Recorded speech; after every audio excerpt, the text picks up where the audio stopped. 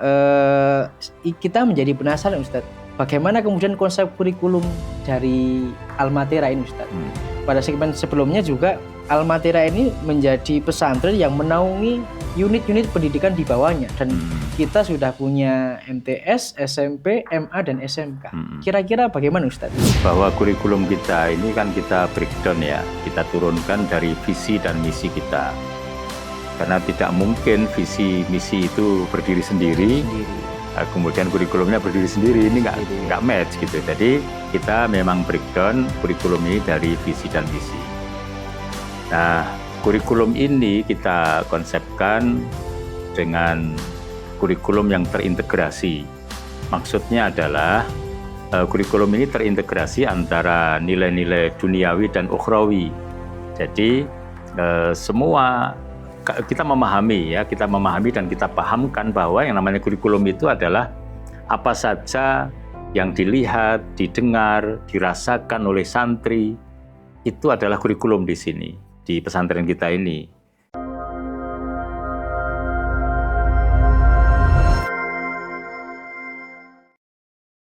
Assalamualaikum warahmatullahi wabarakatuh. Waalaikumsalam warahmatullahi wabarakatuh. Para pemirsa yang senantiasa dirahmati Allah Subhanahu wa taala, kembali lagi bersama saya Muhammad Agung Budiarto dalam acara podcast Al-Matira.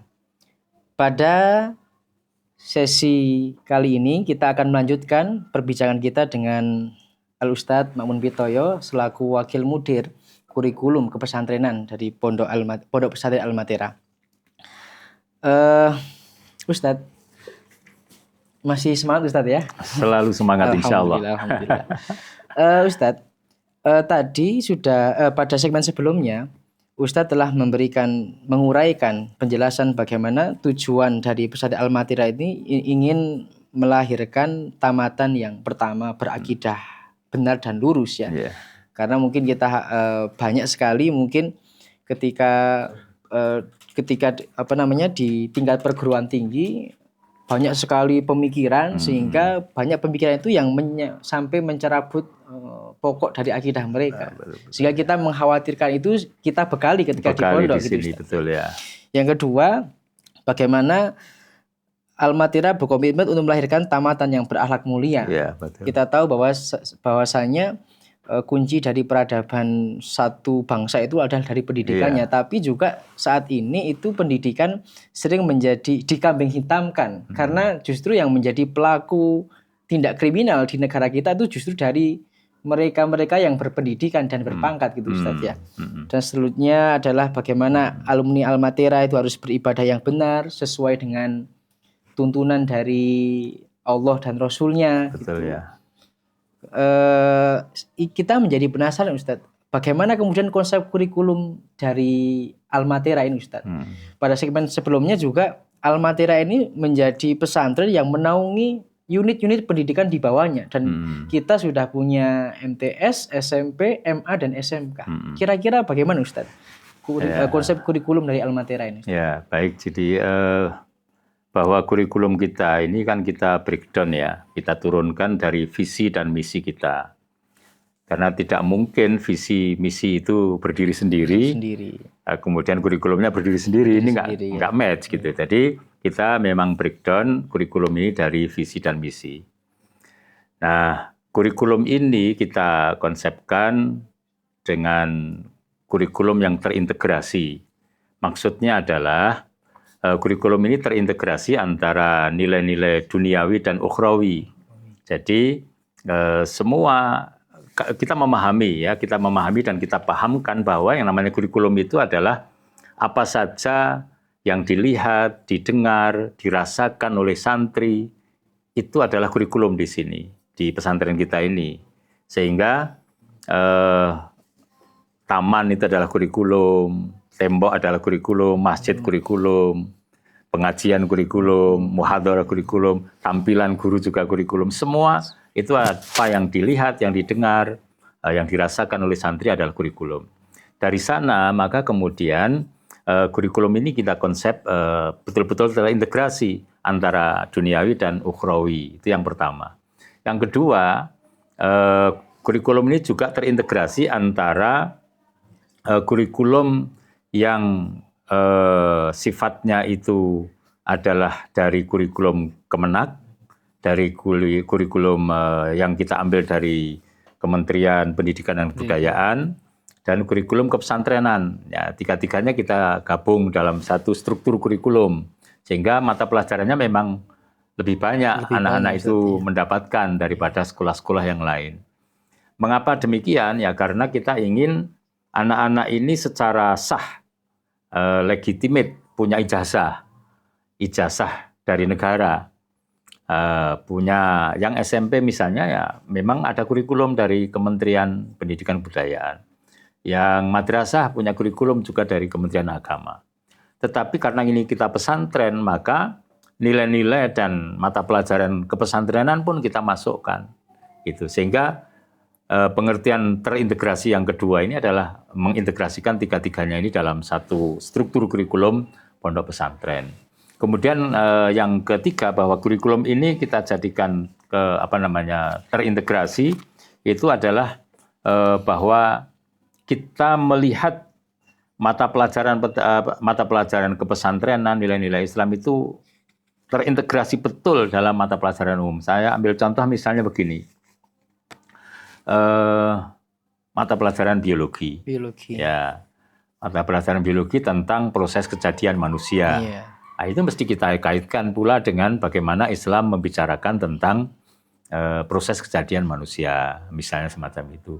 Kemudian tentang ilmu alam, ilmu yang terkait dengan alam semesta, perubahan alam dan sebagainya. Itu anak-anak santri juga kita kenalkan betul dengan ayat-ayat Al-Quran dan hadis yang berbicara tentang peristiwa alam itu. Karena itu bagian dari ayat-ayat kauniyah gitu, betul ya. Jadi itu terintegrasi yang kita tanamkan juga pada anak-anak. Nah yang terakhir itu adalah bahwa kita integrasikan antara ilmu pengetahuan, akhlak dan keterampilan, ya.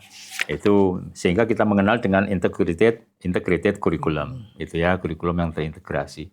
Sampai semacam itu. Jadi anak ya punya keterampilannya, punya pengetahuannya, akhlaknya terbangun di situ.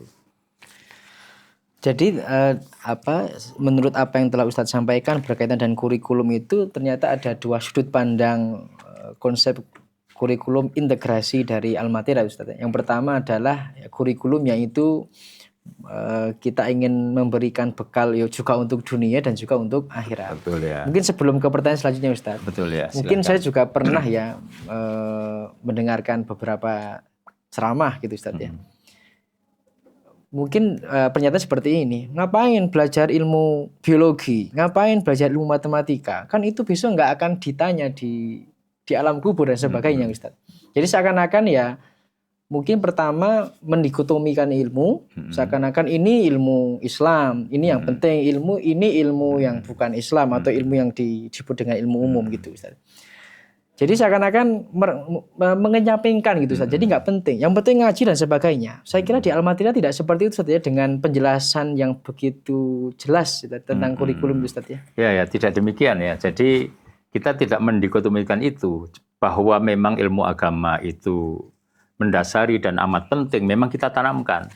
Jadi anak ini harus bisa sholat dengan benar, melaksanakannya dengan benar, bisa membaca Al-Quran dengan baik dan benar, bisa mengamalkan isinya, iya. Dan itu adalah pokok-pokok yang harus kita sampaikan. Tetapi kita harus ingat bahwa ketika anak-anak sholat, itu mereka butuh masjid untuk berjamaah. Mereka butuh pakaian untuk menutup auratnya. Mereka butuh air untuk berwudu. Nah, semua ilmu tentang membangun masjid, tentang memproduksi pakaian untuk menutup aurat, bagaimana air bisa suci dan sebagainya, itu adalah ilmu-ilmu yang kemudian istilahnya orang lain disebut dengan al-ulumul muktasabah. Kita juga menggunakan istilah itu. Ilmu-ilmu perolehan yang dikaji secara umum karena riset para ahlinya sampai kemudian melahirkan ilmu-ilmu itu. Nah, itu kita ajarkan di sini. Sehingga kita tidak mendikotomikan itu. Dan itu penting kan, tidak mungkin kita akan bisa menutup aurat kalau kita nggak punya baju, nggak punya pakaian untuk menutup aurat. Dan itu butuh pabrik untuk mendapatkan itu kan. Artinya meskipun dari Al-Matirah tetap mengklasifikasikan itu, ini ilmu agama, ini ilmu yang umum, terutama tadi al-ulum al-muktasab atau al-ilmu at-tajribiyah, karena ilmu itu ya hasil kesimpulan dari para peneliti, para peneliti menjadi sebuah ilmu gitu ya Ustaz ya. Berarti bisa disimpulkan juga Al-Matiah ini juga tidak mengarahkan alumninya hanya sebagai alim ulama saja gitu Ustadz, karena juga memberikan pelajaran-pelajaran yang sifatnya umum. Apakah ada semacam doktrin semua alumni Al-Matiah harus jadi kiai, harus jadi ustadz? Apakah memberikan, misalkan ada yang ingin jadi arsitek itu kemudian tidak boleh, ada yang ingin jadi dokter, itu bagaimana Ustadz? Ya, jadi memang kurikulum itu kita konsep tadi ya, kita integrasikan satu sama lain itu kan. Ini juga dalam pembekalan terhadap anak-anak. Kita di Al-Matiah ini memahami bahwa hidup ini kan hidup di alam dunia. Sekarang ini kita hidup di dunia. Karena kita hidup di alam dunia, maka kita harus mengerti dan menggeluti dunia. Walaupun ini bukan orientasi. Ya, orientasi kita adalah akhirat. Maka dalam pengertian kita di Al-Matiah, mendidik itu juga termasuk yang paling utama adalah bagaimana menanamkan kesadaran para santri, para peserta didik dalam beberapa hal. Yaitu yang pertama adalah kesadaran bahwa kita ini adalah hamba Allah Subhanahu wa Ta'ala. Kita ini karena hamba Allah, maka kita harus menyembah kepada Allah. Ini kita tanamkan betul di pesantren kita. Sehingga anak-anak dan kita semuanya tidak boleh lepas dari kesadaran ini. Yang kedua, bahwa kesadaran kita sekarang ini hidup di dunia. Karena hidup di dunia maka tidak boleh kita lepas dari dunia, nggak mungkin kita. Tetapi dunia ini hanya sementara. Maka orientasi kita adalah akhirat. Sehingga kita mesti belajar juga ilmu tentang keduniaan, tetapi juga tujuannya adalah kepada akhirat. Keselamatan, kebahagiaan, kesejahteraan di akhirat. Nah, kesadaran yang ketiga adalah bahwa kita ini hidup tidak sendirian. Ya, tidak sendirian. Kita bersama-sama orang lain. Karena itu tumbuh harus kesadaran. Baik santri maupun kita semuanya, para asatid itu, bahwa kita hidup bersama-sama dengan orang lain yang begitu majemuk, heterogen, sehingga kita harus saling mendukung, harus saling menolong satu sama lain. Nah, oleh karena itu, karena pemikiran tentang pendidikan itu demikian yang kita pahami di pesantren Al-Matiah ini, maka kita tidak mendikotomikan dan kemudian kita juga tidak mengarahkan para santri itu hanya pada satu bidang ulum syariah saja, tidak ilmu agama saja tidak, tapi juga ilmu umum kita berikan. Nah, adapun kemudian bagaimana passion mereka para santri, keinginan cita-cita mereka itu ya kita pasrahkan pada mereka. Yang pengen betul-betul menjadi seorang alim, menjadi seorang ulama, nanti bahkan ingin menjadi para fuqaha, itu ya mereka harus menambah lagi kan. Kemudian di sini hanya memberikan bekal-bekal dasar. Nah, mereka harus menambah, tapi itu kita dorong. Yang begini ya mereka harus kuat dalam bahasa Arabnya, ya kuat dalam dasar-dasar misalnya ilmu fikihnya, ilmu hadis ya, ulumul tafsirnya, Al-Qur'annya gitu. Itu kita berikan dasar-dasar. Kemudian yang pengen menggeluti bidang umum, pengen jadi dokter, pengen jadi ahli di bidang misalnya teknik ya sipil misalnya, teknik industri, teknik kimia dan lain sebagainya, kita dorong juga mereka masing-masing. Yang suka ekonomi ya kita dorong. Sehingga alumni kita memang kalau boleh kita katakan sebagian memang benar-benar ingin melanjutkan untuk menjadi seorang yang tekun di bidang agama, dan sebagiannya ada yang memang ke umum. Nah, itu kita dorong dua-duanya. Sehingga kita memang, ya itulah kurikulum yang kita bangun khususnya di kampus 1, 2, dan 4 ini. Ya, faktanya memang banyak alumni yang mereka itu punya disiplin ilmu yang berbeda, profesi yang berbeda-beda, Ustaz. Betul, yang sudah jadi dokter juga ada, jadi perawat juga ada, gitu. Jadi banyak. Gitu. Yang jadi dokter, yang jadi teknisi di bidang tertentu. Jadi kiai juga ada yang jadi kiai, jadi mubaligh, jadi kiai, gitu, insya Allah. Bahkan masuk MUI, gitu kan. Jadi semua itu meskipun dari Al-Matirah tidak Al-Matirah memberikan kebebasan kepada santrinya untuk menekuni Betul, profesi ya. atau ilmu apapun, tetapi yang paling penting itu adalah Al-Matirah punya tujuan itu tadi yang menjadi values dari mereka gitu, Ustaz. Betul ya. Ustadz tadi Ustadz menyampaikan di mana dari sudut pandang kurikulum integrasi yang kedua itu Al-Matirah itu kurikulumnya terintegrasi ya dari Kemendikbud, kemudian juga dari MTS yang aliyahnya juga dari Kemenak, gitu kan, yang SMP, SMA-nya juga ada 2 integrasinya, Ustadz ya. Kurikulum dari Kemendikbud juga dari pesantren. Dan tadi antum juga menyampaikan memang akhirnya sangat padat gitu, pembelajarannya gitu, Ustadz. Betul ya. Kok tega seperti itu gitu, Ustadz ya. Jadi kalau maksudnya ketika sekarang ada yang namanya pendidikan yang full day gitu, Ustadz ya, itu mungkin sampai jam 4. Ini kalau Al-Matirah ini full day-nya bagaimana ini? Iya, karena ini kita pesantren gitu. Kita bahkan pendidikan itu kan kita konsepkan dalam 24 jam ya. 24 jam. Semua itu adalah dalam rangka pendidikan. Sehingga kita memang membedakan antara tarbiyah dengan ta'lim. Tapi kemudian kita gabungkan dua-duanya ini dalam sebuah konsep pesantren. Tarbiyah wa ta'lim itu kita jadikan satu. Nah, anak-anak ini realnya itu tidak terlalu merasa beban dari 3 kurikulum tadi ya. Struktur kurikulum Kemendikbud, kemudian Kemenak, kemudian pesantren. Itu kan kalau secara intrakurikuler itu kan dimulai dari jam 7:45 anak-anak ini sudah masuk kelas, kemudian ada hafalan dan lain sebagainya, kemudian nanti baru berhenti asar kan, jam 3:15 menit gitu. Kalau di umum ada full day. Nah ini di kita itu sudah semacam itu dari pagi sampai sore. Dan setelah asar masih ada kegiatan lagi anak-anak itu. Penunjang ekstra gitu. Penunjang ya ada ekstra, ada juga co-kurikuler di dalamnya. Nah, ini semuanya itu seakan-akan itu menjadikan anak itu beban berat karena sangat padat sekali gitu. Tetapi ingat bahwa proses kita ini karena bersama-sama 24 jam terintegrasi itu anak-anak bisa berinteraksi satu sama lain yang menjadikan mereka itu tidak merasa beban. Mengapa tidak merasa beban? Karena 24 jam bersama teman itu ya kalau dalam bahasa saya gojeknya ada, mainnya ada gitu kan. Jadi meskipun padat tapi juga nggak sepaneng gitu. Fresh gitu ya, tetap fresh gitu ya.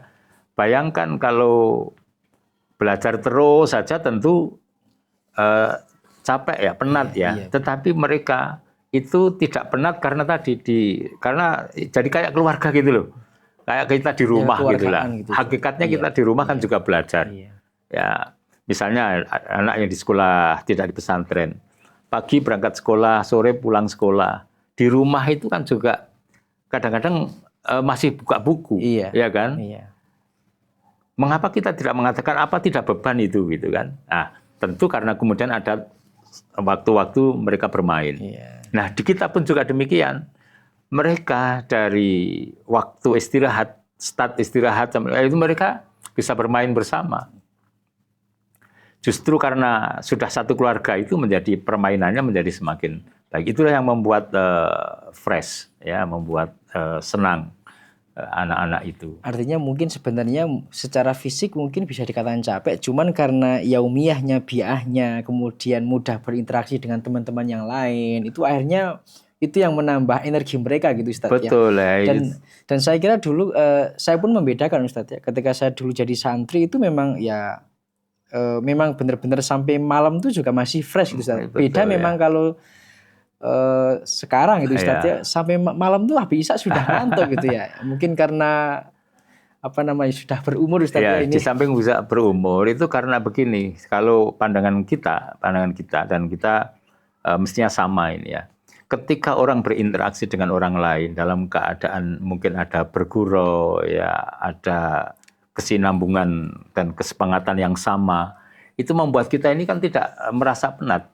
Orang ngopi bareng. Ya, ngopi bareng. Walaupun itu sebenarnya dari pekerjaan yang tapi karena suka berinteraksi hati gembira. Hatinya gitu ya, itu membuat kita fresh. Iya. Contoh yang saya konkret lah. Orang tua punya anak gitu kan, bekerja seharian itu kan tentu penat. Iya. Tapi begitu pulang melihat putranya, disambut anaknya, wah semangat gitu kan. Kenapa? Ya itu tadi. Jadi hati, suasana pikiran itu membuat fresh. Nah, karena kita ini satu keluarga, satu sama lain saling mendukung. Ya kayak keluarga, betul-betul kayak keluarga. Bahkan kadang-kadang bisa menjadi lebih rekat gitu ya. Daripada dengan keluarga yang sendiri gitu. Nah, itulah yang membuat kemudian fresh. Membuat kurikulum yang mandiri gitu. Jadi mirip juga seperti kita. Kira-kira keunikan apa lagi Ustadz? Ini yang beda dan yang kemarin Antum juga mengatakan bahwasanya ini kurikulum Al-Mat ini sudah baku dan teruji gitu. Sebenarnya masing-masing lembaga pendidikan itu punya kekhasan masing-masing. Sama-sama pondok pesantren berbeda satu dengan yang lain. Bahkan di dalam Muhammadiyah sendiri, pondok pesantren yang satu dengan yang lain itu juga berbeda. Nah, kita memang memiliki kurikulum yang semacam ini. Ini kan sudah cukup lama ya. Pondok ini seperti yang kita pernah sampaikan berdiri tahun 82. Kemudian kurikulum ini juga kita berlakukan sekian tahun lamanya dan telah menghasilkan banyak alumni gitu.